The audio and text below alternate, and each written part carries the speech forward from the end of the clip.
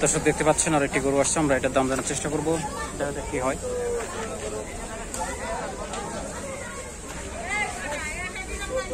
গরুটি খুবই অলস।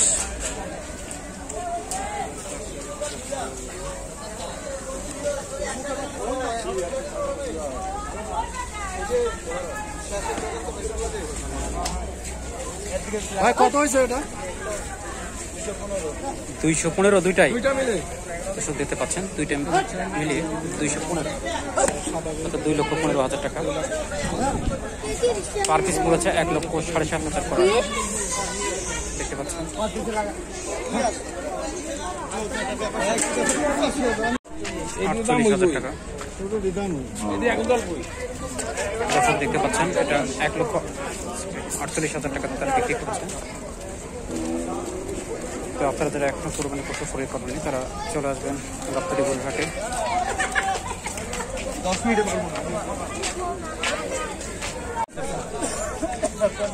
50,000 টাকা।